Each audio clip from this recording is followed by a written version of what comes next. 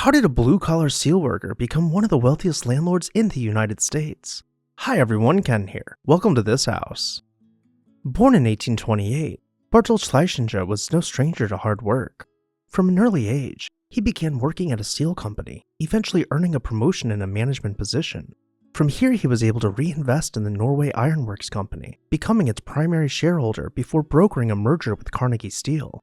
At this point, in the mid-1800s, he was a rich man, but not yet wealthy. He reinvested his profits from the merger by purchasing the Merrimack Chemical Company, with the sole goal of merging it with smaller chemical manufacturers. Once he had acquired a handful of smaller companies, he sold his portfolio of chemical manufacturers to American Chemical. This sale made him a small fortune, but he was still young and willing to gamble. Barthold headed down to Wall Street, where he began successfully trading stocks. Instead of cashing out, he reinvested his earnings into real estate, becoming one of the largest landlords on the East Coast. By the age of 50, his income properties had created a substantial stream of earnings that rivaled old money. He and his wife Mary purchased a 22-acre parcel of wooded land in Brookline, Massachusetts, and hired architect George E. Harney to design their dream house. Simultaneously, they brought in esteemed landscape designer Frederick Law Olmsted to transform the grounds of their estate into a spectacular private park.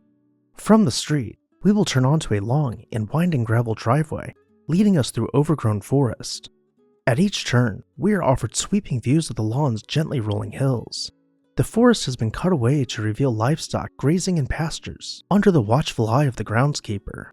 As we travel over the babbling brook, the mansion begins peeking out atop a man-made low-turf terrace. Finally, as we round the last stretch of the drive, Southwood reveals itself to us, framed by Olmsted's perfectly positioned trees.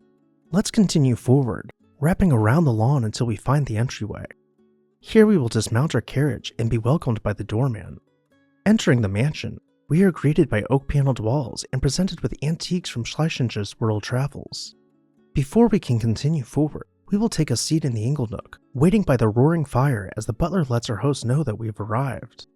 We can now venture towards the stair hall, pausing to appreciate the intricate millwork and fretwork adorning the dueling archway and colonnade. The oak staircase glows in the afternoon light as vibrant colors dance about the floor, refracting from the bay window's stained glass panels.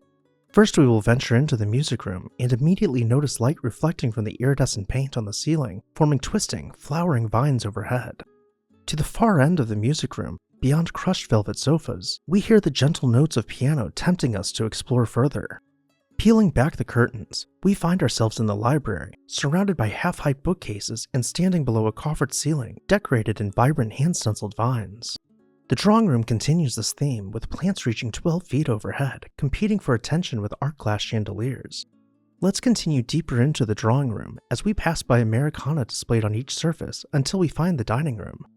The dining room is finished in oak paneling both on the walls and the ceiling, with built-in cabinets displaying the family's collection of fine china.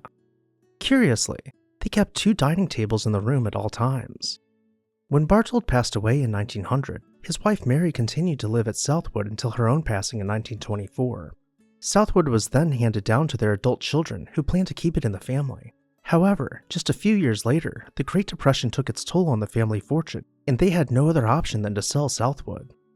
It was purchased by a group of priests to be used as a monastery and continues to serve as the Holy Transfiguration Monastery to this day.